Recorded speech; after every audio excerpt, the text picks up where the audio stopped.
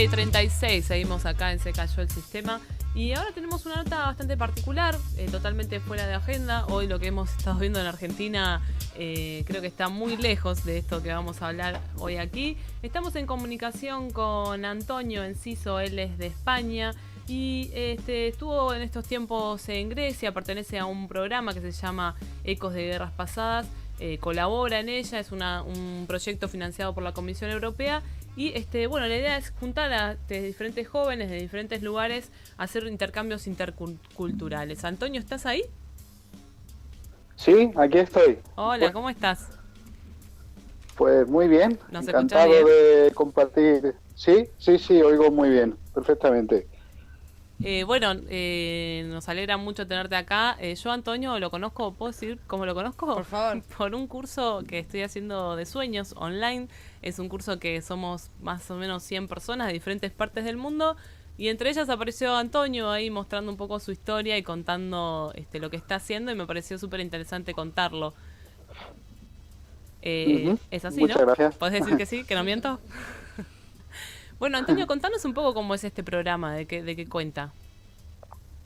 Bueno, pues Ecos de Guerras Pasadas surge de la idea de dos chicas en Grecia y pues en un principio ellas lo que querían era, digamos, traer un poco a la memoria su pasada guerra civil de los años 70, que bueno, sigue siendo un tabú en su país y a pesar de que hay pues toda una generación que la ha vivido, pero en fin, los jóvenes es algo que desconocen totalmente.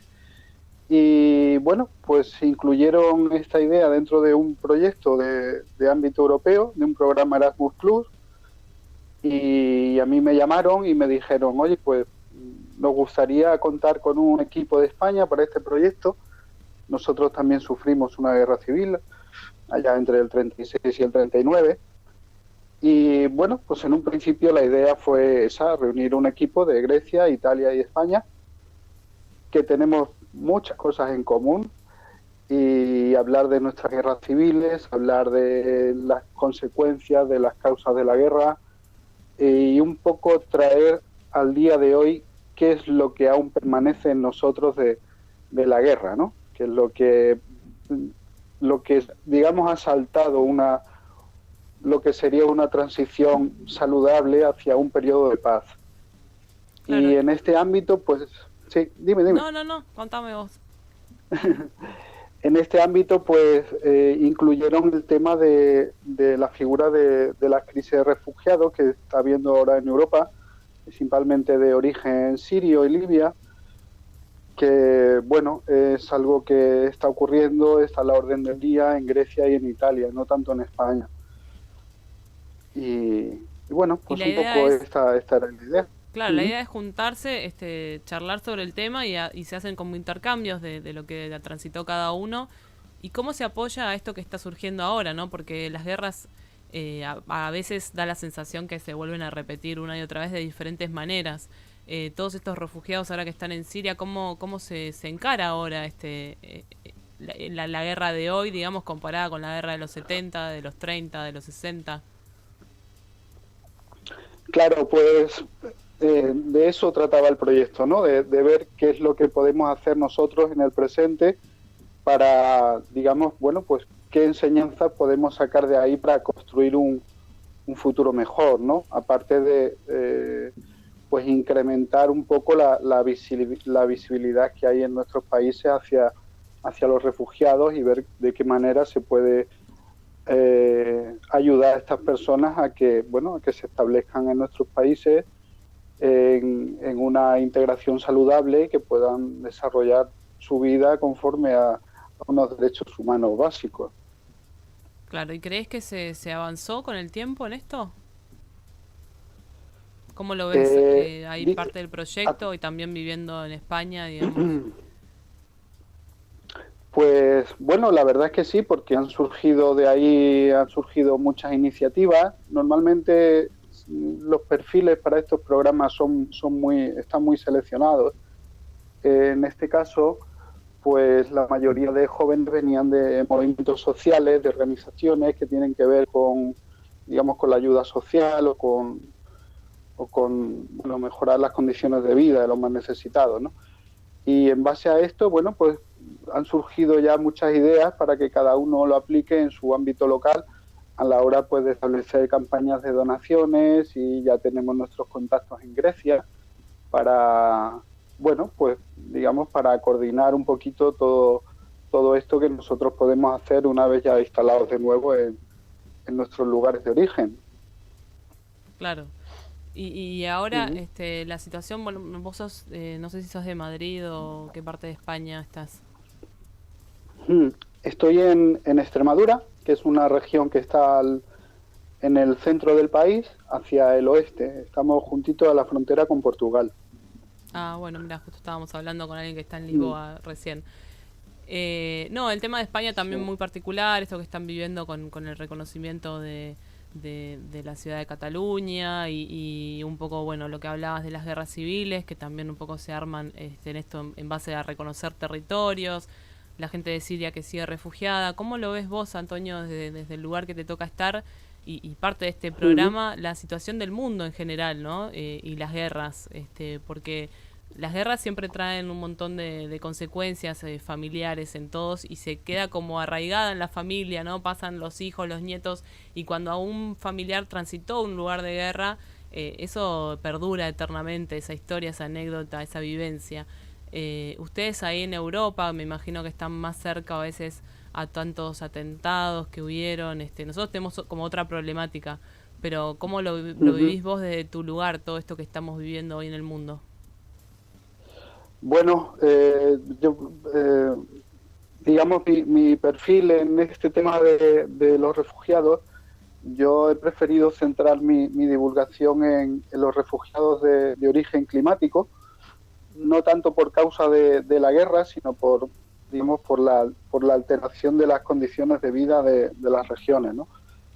Y pasa a ser un problema de trasfondo que puede llegar a ser muy serio, porque en caso de guerra, nosotros lo vivimos aquí en España, por ejemplo, pues aun cuando en las ciudades seguía habiendo mucha violencia, mucha destrucción, pero el entorno rural era capaz de absorber, al menos en parte, aparte de que hubiese, claro, represalias de guerra y gente que tuviese que exiliarse, pero cuando las condiciones de vida en la ciudad se volvían muy crudas, pues el ámbito rural era capaz de absorber un gran flujo de personas. Y bueno, pues esto lo pasó aquí en España, ¿no? Claro. Ahora tenemos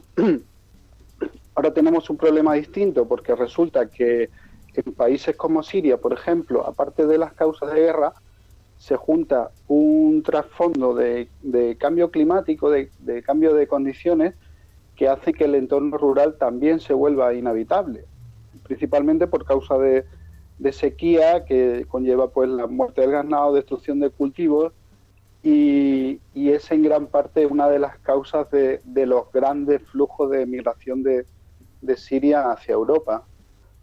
Y bueno, realmente es un problema muy serio, que además, según todas las proyecciones que hay ahora mismo, pues lleva todo el camino de agravarse en el futuro. Te hago una pregunta que me da curiosidad ahora que hablaste esto del campo y eso. ¿Cómo está España con el tema de lo transgénico? ¿Está abierto a la cosecha transgénica o no? Bueno, en España sí, desde luego hay mucho transgénico, hay mucho. Hay por contra, sí, claro, siempre cuando hay digamos, una colonización de este tipo, ¿no? De la agricultura industrial en un entorno rural que se ha mantenido de una forma sostenible durante generaciones, pues siempre surge un movimiento de respuesta, que en este caso viene por los movimientos ecologistas, que bueno, pues sí, se están dando una serie de condiciones y de, digamos, de movimientos hacia las semillas, hacia variedades de semillas antiguas, previas a hibridación, y bueno, y a minimizar el uso de productos agrotóxicos en los cultivos. Bueno, están surgiendo iniciativas muy bonitas en este sentido, pero realmente el transgénico y la agricultura industrial sigue siendo mayoritaria en Claro. España. Bueno, y volviendo un poco al intercambio este intercultural que tuvieron entre los jóvenes, no sé si víctimas directas, pero sí afectados de alguna manera por la guerra, ¿cuál fue la conclusión? Sé que Ujú. estuvieron, fue una semana agitada donde se juntaron, estuvieron ahí juntos. ¿Cómo fue ahora la conclusión con la que te volviste a casa? Pues la conclusión, bueno, realmente podría decir, pues por un lado realmente es caramba, es una confrontación muy dura con la realidad, ver de primera mano lo que está pasando y aparte también pues un poco en base a testimonios de personas que han sufrido en el pasado estas circunstancias, pues hemos visto también testimonios que realmente son prometedores, como por ejemplo pues de exiliados de Grecia. Nos contaban cuando tuvieron que llegar a Hungría desplazados por la guerra civil. Llegaron a a un país que tenía su misma filiación política, en Hungría, que era un país comunista.